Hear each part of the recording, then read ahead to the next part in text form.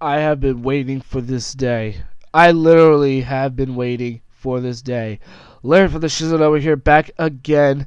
And you guys might think that Marvel Studios is my favorite movie studio of all time. Oh yeah, it's definitely number two, but it's not number one. So what could be my number one favorite movie studio of all time?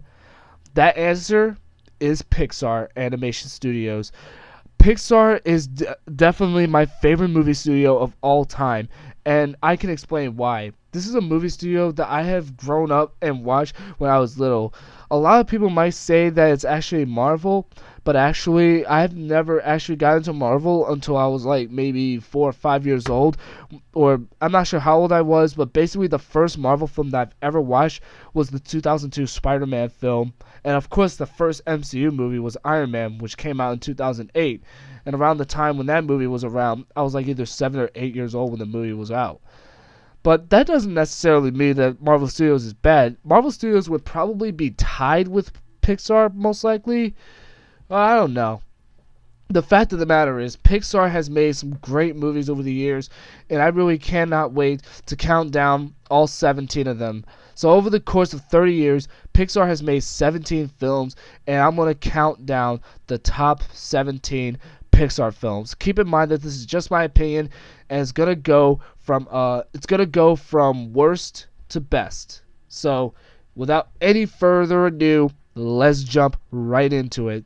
So, at number 17, we have Cars 2. Oh God, Cars 2 is definitely the worst Pixar film of all time, and I'm sorry if I sound way too harsh about it, but this is actually also the first one to gain mainly negative reviews, also making it the first. It makes it also the first Pixar film to be mainly negative reviews, and even though the first Cars movie and Brave were actually also somewhat had a mixed bag, they weren't negative mainly, but this movie was. In this film, for the most part, it centers around Mater, who was the tow truck from the first movie, as well as Lightning McQueen as well. Both of them head to Japan and Europe to compete in the World Grand Prix.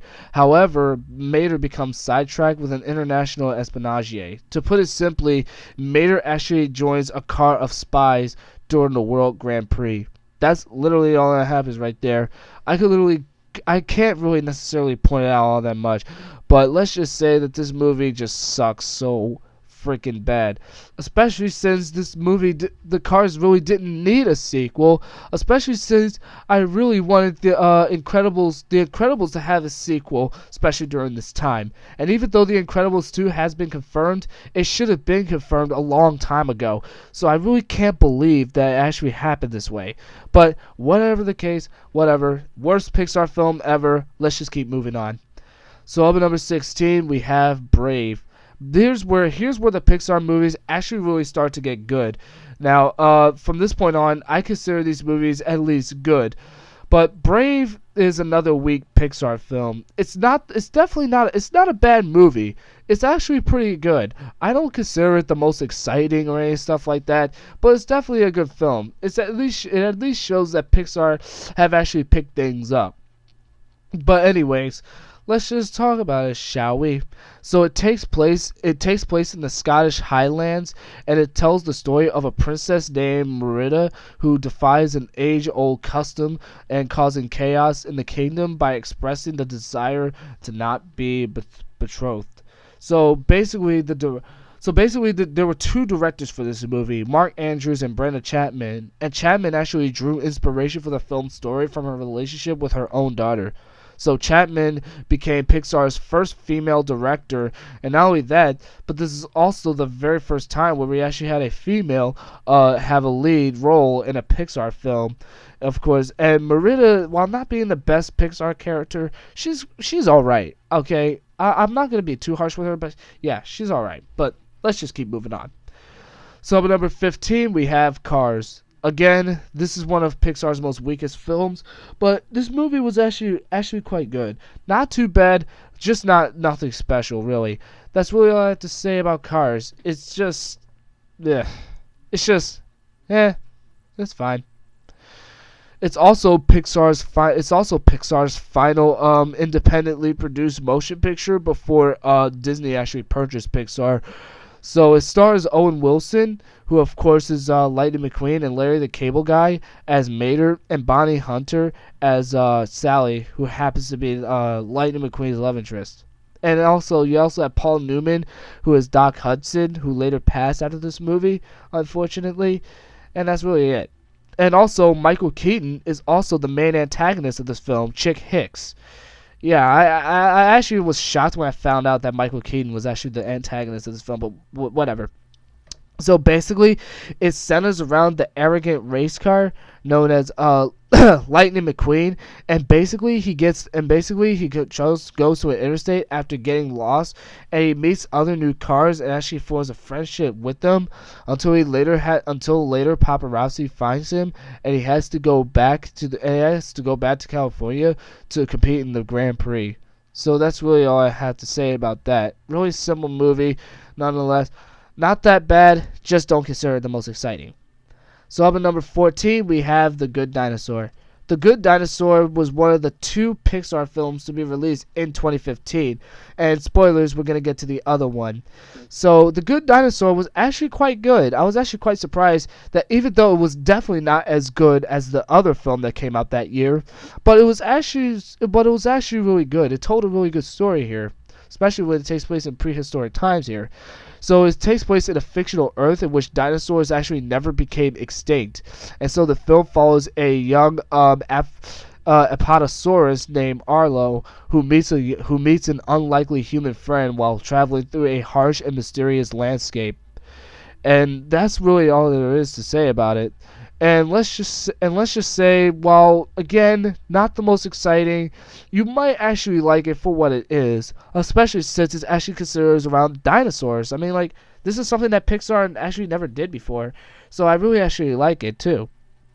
So anyways, up at number 13, we have WALL-E. Now here's where movies starts to get great. Every movie from this point on, I freaking love. But let's talk about it. So WALL-E came out in 2008, and it was definitely a great film. What really set this movie apart from most Pixar films is that it's a silent film, and it's also directed by Andrew Stanton. Just putting it out in case anybody cares.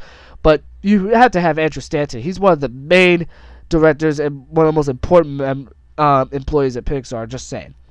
But basically, yeah, WALL-E is basically a silent film, and that's what really makes this movie really stand out. Not only that, but it also told a really great story, and that's really all I have to say about it. So basically, WALL-E has a minimum dialogue in its early sequences, and many of the characters don't have voices, as I said before, and for the most part, they actually communicate through body language, and the robotic sounds are also designed by Ben Burtt. So basically, the film criticizes consumerism, corporatism, nostalgia, waste management, human environmental impact and concerns, and global catastrophic risk. So this film basically feels more like a PSA. It's more of a PSA about global warming, which may sound like a crazy idea, but they actually did it so well, though. You know, it basically shows what happens to the Earth if we continue to pollute. In the meantime, it shows WALL-E and also a robot by the name of Eve, voiced by Alyssa Knight, and they both actually form a relationship together. So it's really, really done well. Pixar, what a great concept for a movie. Keep that up. So up at number 12, we have Monsters University. Monsters University I was not necessarily all that psyched when I saw the trailer, because I honestly thought it was just going to be a cheap Pixar sequel, since Cars 2 failed. But when I saw the movie, oh my god, I was wrong. I was dead freaking wrong. This was actually a really great sequel. While not as good as the first, it certainly holds up, though. It's the 14th movie produced by Pixar, and is the prequel to Monsters, Inc., marking the first time that Pixar has made a prequel film. So it tells the story of Mike and Sully, who are studying in college, where they, of course, want to become scarers. But here's the thing. You might know them for being best friends in Monsters, Inc. Unfortunately, in Monsters University, that wasn't the case. Both of them actually started off as rivals. They literally couldn't stand one another. They loathed each other. But however, later on, they both later cooperate, and they both gradually became best friends. So basically, also in the meantime, Mike also enters the university scare games, and in the meantime, he also helps his team win. However, it is revealed that Sully actually helped the team win after he rigged the system, which allowed Mike's team to win, and so they both get expelled from the university after their actions. Though they did actually get a job at Monsters Inc. and join the scarier team, so things did work out in the end. Overall, great sequel. Not as good as the first, but I like it in its own way. So up at number 11, we have Bug's Life. A Bug's Life is definitely one of those Pixar films that I grew up watching as a kid. I was actually born a year later after this movie came out, which was 1998. As you guys probably already know, I was born in 1999, I'm just saying. But what makes this movie so unique and more significant is the fact that around the time when this movie came out, DreamWorks made a movie called Ants, which was released the same year. I believe, if memory serves me correctly, I believe Ants was released first, because Ants was released in September of 1998, and while Bug's Life came out in November of that same year. And even though Ants was definitely a great movie by DreamWorks, I have to go with A Bug's Life, as this is the movie that I grew up watching. So basically, it centers around a misfit ant by the name of Flick, who is an outcast after his inventions basically caused trouble, and he is looking for tough warriors to save his colony from greedy grasshoppers, only to recruit a group of bugs who only turn out to be circus bugs. So that's what really made this movie so great. It's like, I just really like how this movie turned out. It's directed by John Lasseter, and you guys might not care about John Lasseter, but let's just say if it wasn't for him, there is no Pixar. Pixar wouldn't be anything without this man. John Lasseter is easily a really talented guy. He is the CCO of Pixar, the chief creative officer, and he's also the principal creative advisor for Walt Disney Engineering. And I'm just pointing out in case anybody cares. I'm sorry. But the fact of the matter is, A Bug's Life is definitely a great movie. It was a movie that I grew up watching, and it's actually based off of The Ant and the Grasshopper from Aesop. Though it's actually really inspired, not heavily based on the fable, but it's inspired by it at the very least. So up at number 10, we have Ratatouille. Ratatouille was directed by Brad Bird. It was one of the 2 Pixar films to be directed by this man. And yes, he's really good with directing Pixar films. But let's just say that Ratatouille, I'm going to say it right now, is Pixar's edgiest Pixar film. That's really all I have to say about it. Why is it the edgiest? Well, I would actually explain it, but I'm not going to go too much into detail here. But let's just say that one of the characters, who's Chef Skinner, he actually says, and I quote, "Welcome to hell." And I had never expected to hear a curse word in a Pixar film. That little, like, when I heard him say that, I was like, it was like watching The Undertaker streak end. I was so surprised. And not only that, but there were some sexual things in this one, but I'm not going to show any of those parts because, we're mainly talking about these movies here. So it's the 8th one produced by Pixar, and let's just talk about it. It has an Italian, or should I say a French setting, and it's obviously referred to the French dish Ratatouille. So it centers around an anthropomorphic rat by the name of Remy, voiced by Patton Oswalt, who is interested in cooking, with Lou Romano as Linguini, who is a young garbage boy who befriends with Remy. And then you also have Ian Holm, who is the voice of Chef Skinner, who is the head chef of Auguste Gusteau's restaurant. So basically what happens here is that Remy discovers that Gusteau died when his restaurant was declining, and so Remy dreams of becoming a chef and try to achieve his goal by forming an alliance with a Parisian restaurant's garbage boy, which of course would be Linguini. He also later forms a relationship with a woman by the name of Colette. I'm not gonna lie, I never liked her too much, but she's okay. That's really all I have to say about Ratatouille. It's just a great movie, and it's by far the most edgiest Pixar film. Just watch this movie for yourself, and you'll understand why. So up at number 9, we have Up. Up is a great movie. Oh my god, it's one of the most emotional Pixar films Oh my god, this is like the last time I ever cried to a movie. It's directed by Pete Docter, who also directed Inside Out, and like I said, we're going to be getting to that later on. But Up is just a great movie, and it came out in 2009.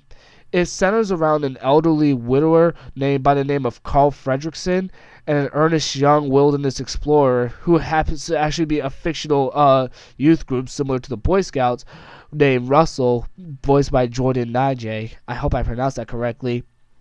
Basically, the emotional part is that in the beginning of the movie, where it reveals that Carl was actually married to a girl by the name of Ellie. So not so both of them fall in love with each other until it is discovered that Ellie can't have any children. She actually suffers a miscarriage, and not only that, but she also dies. Yeah, she became ill and she died. And that right there just says a lot. You feel just as sympathetic with the death of Ellie as Carl did. Basically, Ellie's death hit us hard as much as it hit Carl. And basically what happens with the rest of the movie is that Carl ties 1,000 balloons to his home and is able to set out to fulfill his dream to see the wilds of South America and complete a promise that he made to his late wife. So this is definitely a great movie. It's really emotional. Okay, I know I said this for the majority of Pixar films, but that's how I could describe Pixar movies in a nutshell. Emotional, humorous, action. Well, so much great action, so much drama. That's just it. I can't describe Pixar movies a lot more than I already do. It's just, Jesus Christ, it's just such a great movie. Oh my god. Anyways, let's just keep going. So at number 8, we have Finding Dory. Finding Dory is the most recent Pixar film, and it's so far, I really love this movie here. I just have to say right now that when I saw the trailer to Finding Dory, I was hyped. Especially considering the fact that it's the sequel to a movie that we're also going to get to later on this list. Is that Finding Dory is just such a great movie from beginning to end. I can't put it into proper context. It's just a movie that you have to see for yourself. Easily one of the best movies of 2016. I'm surprised I haven't made a top 10 best films of 2016 yet, but you know what? I'm actually going to make that very soon. But let's just talk about it, shall we? So Ellen DeGeneres returns as Dory, with Albert Brooks also returning as Marlin, and also Hayden Rollins, who replaced Alexander Gold from Finding Nemo, is now the voice of Nemo. Hayden Rollins, you know. But basically, this movie centers around Dory, who journeys to be reunited with her parents. You know, she actually made a reference to that in the first movie, and now they finally make a movie revolving around that one thing. So basically, she tries to find her parents, and along the way, she gets captured and taken to a California public aquarium from which Marlin and Nemo attempt to rescue her. So it's really, really, really, really great movie. I can't necessarily put this into context here. Like I said, not going to spoil this movie too much for you, but that's basically what happens in this movie here. And on top of all that, Dory also befriends with a octopus by the name of Hank, who is very cranky, and he also previously lost a tentacle. And let's just say the entire movie just works. Andrew Stanton, who was the director of Finding Nemo, directed this movie, and it's no wonder why this movie was so successful. In fact, this movie was so successful that of the budget of $200 million, it grossed $1 billion in the box office, which was the first Pixar film to cross this mark since Toy Story 3, and it's also the highest grossing animated film opening of all time in North America. That's how much this movie was just oh my god. Let's just keep going. So at number 7, we have The Incredibles. The Incredibles is, being a fan of superheroes, you would understand exactly how I would feel about this movie. The Incredibles, oh my god.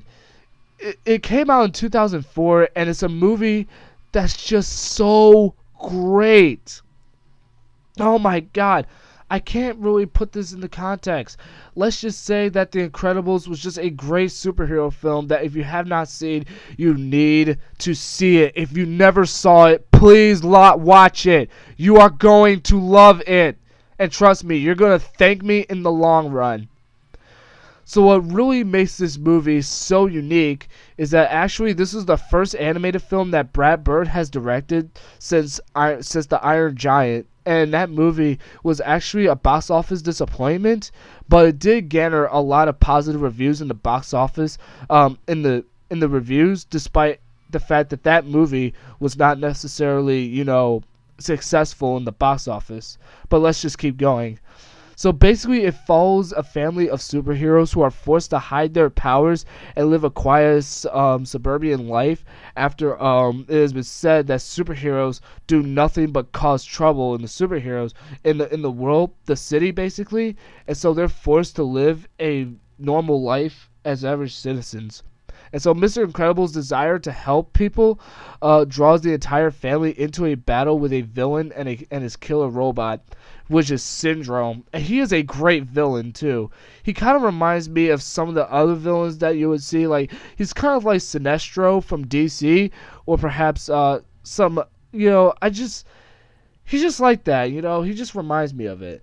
And basically, I just also want to say this. Brad Bird, who, like I said, is the director of this film, he developed the film as an extension of the 1960s comic books and spy films from his boyhood and personal family life. So basically, Brad Bird was a comic book fan during the 60s, and it's probably no wonder that he took those inspirations and made it into a Pixar film.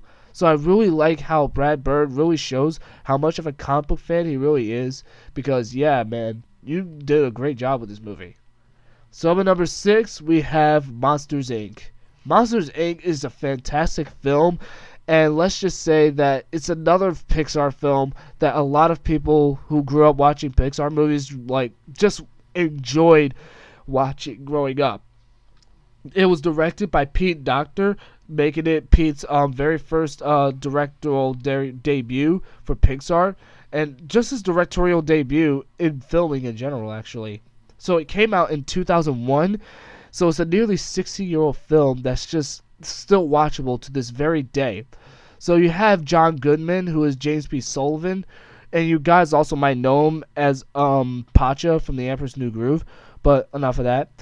You also have Billy Crystal, who is Mike Wazowski, who is a short, round, green monster with a big eyeball and skinny limbs as well. And yeah, he's definitely a funny character too. But then you also have Boo, who's a 3-year-old human girl who is unafraid of any monster that she sees, with the exception of Randall. And Randall is the main antagonist. And he's voiced by Steve Buscemi, I think that's how you pronounce it. He's an 8-legged lizard monster with a chameleon-like ability to change skin color and blend in completely with his surroundings, making him a really interesting villain, easily one of Pixar's greatest villains too. So it centers around these two monsters, James and Mike, and Monsters, Inc. employs. Basically, what happens is that in this movie, you have the top scarer, James P. Sullivan, and basically Monsters, Inc. is like a business that employs to generate the city's power by targeting and scaring children. But they are themselves afraid that the children might contaminate them, and when one child enters Monstropolis, Mike and Sully must return her. In the meantime, Boo develops a really good relationship with James, and so that's what I really like about it, is that Sully and Boo both have a really good relationship. And as I said before, Randall is a great villain. Like, my God, he is just one cold villain. That's really all I have to say. Just, so here we go, the top 5. Number 5, Toy Story 3. Oh man, as far as ranking the Toy Story films, this was the most difficult part of making this list, is ranking the Toy Story films. Because when you think of Pixar, you immediately think of Toy Story, okay? Toy Story has pretty much been there since the beginning, but we're going to be getting to those when we get to those. Toy Story 3 came out in 2010, which was literally over 10 years after the release of Toy Story 2. And so when the third movie came out, a lot of expectations were high. And let's just say, oh yeah, I was definitely starstruck when I saw this movie. And like I said about Finding Dory, it grossed over $1 billion in the box office, so it's no wonder why this movie was so successful. And it's no wonder why it's getting a fourth movie, which is actually a standalone sequel. But anyways, let's talk about it. So the plot focuses around Woody, the toys Woody, Buzz Lightyear, and their friends dealing with an uncertain future as their owner Andy. And you guys already know Andy. I'm not even gonna go too much into detail about it. But basically, Andy is preparing to leave for college here, and so the toys are wondering what's going to happen to them. So basically, they get donated to a daycare center known as Sunnyside, where it's run by an evil bear by the name of Lotso. And so they both all have to work together to get out of there and hurry back home before Andy leaves for college. And that's really all that I have is really in this movie. But like I said, not going to spoil it. Just watch the movie for yourself. Everybody that you would see from the previous movies are in there, and we'll get to them later on the list. But yeah, and like I said before, this is the first Toy Story movie to be released over 10 years since the last movie, which leads me to number 4, which is Toy Story 2. Oh my god, I know some of you might get mad at me that this movie is not either number 2 or number 1, but like I said, this was a hard list to make. But let's just say that Toy Story 2 is just a great, oh my god, it's literally the best sequel of all time. That's really all I have to say. It's the best sequel of any movie ever. And Toy Story 2 is a movie that you need to watch. Definitely. So basically what happens in this film is that Woody gets stolen by a toy collector who happens to be the owner of a toy store by the name of, if I can't necessarily remember, I think it's called Al's Toy Barn. Yeah, Al's Toy Barn, which prompts Buzz Lightyear and the rest of his friends to vow to rescue him. But then Woody is then tempted by the idea of immortality in a museum. Also, in the meantime, he also discovers that he's also a famous cartoon character from the 50s. He meets up with several characters with Jesse and Stinky Pete, and Stinky Pete is the main antagonist of the film and is voiced by Kelsey Grammer. And let's just say he tries to convince Woody to stay, and at first he actually does, but when his friends come to get him, things really start going really bad.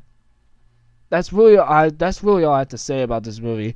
It's just a fun movie, and unlike most Disney movies, it was released theatrically. And another thing is that this movie came out months after I was born. If you guys still don't remember, I was born on July 8th of 1999.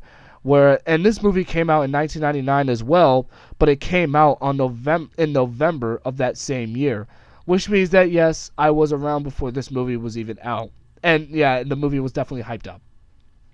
So at number 3 we have Inside Out. Inside Out, oh my god, I don't even know what to say about this movie. Like, why didn't I see this movie theatrically when it came out? I mean, Jesus Christ. This movie was so good. It's more than good. It was great. It was a near perfect movie for me. Let's just say that this movie is easily one of the most original Pixar films to date. And I cannot wait to talk about it. So it takes place in the mind of a young girl by the name of Riley Anderson. And there's 5 personified emotions. You have joy, voiced by Amy Poehler, sadness, voiced by Phyllis Smith, anger, voiced by Lewis Black, fear, voiced by Bill Hader, and disgust, voiced by Mindy Kaling. And the 5 of them try to lead her through life as her parents, voiced by Diane Lane and Kyle MacLachlan, I think that's how you pronounce it. They move from Minnesota to San Francisco, and she has to adjust to her new surroundings. What you guys will most likely be interested by is the backstory of this movie. So basically what happened was that during the development of the Inside Out movie, Pete Docter, who actually has a daughter, he noticed that his daughter's personality was changing as she grew older. And so the producers actually consulted numerous psychologists, and they also helped revise the story. So basically, what I like about Pixar is that they do a lot of research on topics that they're making movies about before they actually make them. That's probably the biggest reason why. Before this movie came out, Now, a lot of people were concerned that Pixar was declining in quality, but when this movie came out, it was a completely different story altogether. This movie rejuvenated Pixar, and let's just say that this is the movie that got them right back on track. And now Pixar is having more movies to come, which will most likely be some of the most critically acclaimed animated films of all time. I could literally go on all day talking about this movie, but we're going to save that for another time. So up at number 2, we have Finding Nemo. Finding Nemo, almost everybody knows about this movie. Almost everybody knows about this movie. It came out in 2003, again, written and directed by Andrew Stanton, and oh my god, it was a beautiful movie when it came out in 2003. Especially for 2003, it was so beautiful. The animation was absolutely stunning, the voice acting was phenomenal, and the story was just great. Basically, it tells the story of an overprotective clownfish by the name of Marlin, who, along with a wrangled blue tang by the name of Dory, searches for his abductive son, Nemo, all the way to Sydney Harbor. And so along the way, Marlin learns to take risks and comes to terms with Nemo taking care of himself. Basically, what I'm trying to say is that Marlin, throughout the whole movie, has so much trust issues and is portrayed as a very overprotective father. And later on, he has to learn that he's gonna have to put his life on the line to help find his son. And not only that, but he's also gonna have to sometimes also have to rely on other fish to help him get him where he needs to get them. They literally both Marlin and Dory go through a lot in this movie. And let's just say that the film's humor is mostly caused by Dory. And like I said earlier on this list, she's voiced by Ellen DeGeneres. And let's just say that Dory stole the show in this movie. Honestly, she made this movie, to be honest. I mean, yeah, sure, you may not.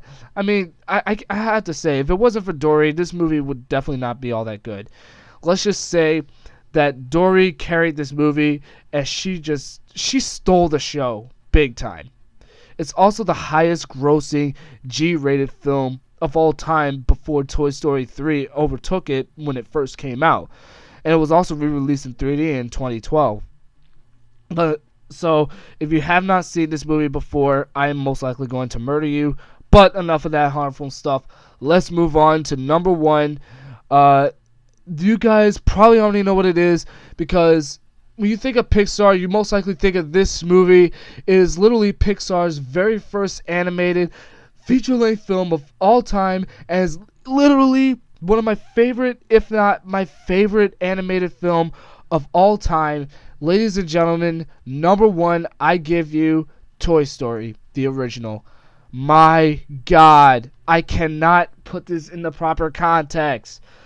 Toy Story was a great movie when it came out in 1995. Even though I was not born when this movie was around, I certainly was an infant when I was watching this movie.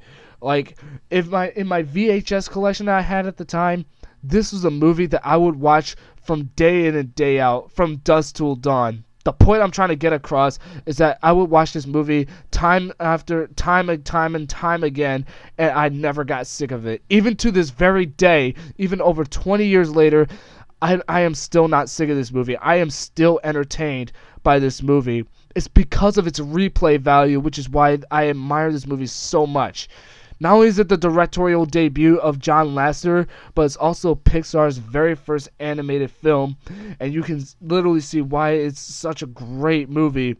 Tom Hanks is Woody, with Tim Allen, who is also Buzz Lightyear, and they both put on a great performance as these characters. Like, the animation for 1995 was definitely really good. It may look primitive by today's standards, but back in 1995, this animation was absolutely stunning. In fact, even to this day, I still think about how good it once was, actually. So it takes place in a world where anthropomorphic toys pretend to be lifeless whenever humans are present. And so the plot focuses on the relationship between Woody, who is a pull-string cowboy doll, and Buzz Lightyear, who is an astronaut action figure. And it's kind of like Monsters University, as a matter of fact. they both are actually rivals at first, as Woody is extremely jealous of Buzz because Andy basically plays with Buzz a lot and tends to ignore Woody a lot. And so basically they both later on become later friends, and they both have to work together when they both get captured by Sid, and they later had to go hurry up and get to the moving truck as Andy and his family prepares to move to a new home. Basically, all this happened starting with Andy, who was having a birthday party literally 1 week before his actual birthday, mainly because he was moving. And at first, all the toys thought that they were going to get replaced, but it was not the case. That's all I have to say about this movie. It's a nostalgic classic, and it's Pixar's greatest film, in my opinion. Everybody tends to have their own best, everybody tends to have their own points. My personal Pixar movie favorite, it's this movie. I'm so sorry. So there you have it. It's a nostalgic classic, and it's by far the best Pixar movie of all time, in my opinion. So I hope you guys did enjoy this really, really long video. It's just I had a really lot to say about this one. You guys might be familiar with the Uncommon SBF, or Andrew the Uncommon, who also did a video like literally back in 2013 where he counted down the top 14 Pixar films, but he never redid that video, and it was nearly an hour long too. And basically, he actually explains more of the plot of these movies than I do. So like, if you guys want to check that video out, I'll leave a link to it down below so that way you guys can check it out. And basically, I'm going to warn you, he gives spoilers in those movies, whereas in this video, I just give you a quick premise of what happens in these movies, because like I said before, I have seen these movies, but I'm just not going to go too much into detail about it, because it's something that you have to see for yourself. So Andrew the Uncommon, I'm not sure if he's watching this video, but if you are, you make great videos. Keep up the good work. I see your Galactic Reviews channel. It's actually really good. Your reviews are actually quite good. Keep up the good work, and just let me know what you think if you ever get the time to check out this video. You guys might want to subscribe to him because he also makes some really good content on movies. He even did a worst SpongeBob episodes. He even did top 10 Pixar teaser trailers. This guy just makes some really good content. He's at nearly 4,000 subscribers, so be sure to check him out because he actually makes some really good content. So if you guys did enjoy this video, be sure to subscribe for more videos from the Shizzle Network. And until then, peace out and deuces, beyond the infinite. And as always, think for yourself. And also, be sure to tell me your favorite. Leave your top 17 Pixar films in the comments below if you've seen them all. Just let me know what you guys think. If you agree with my list or not, that's really all I gotta say. I'm out.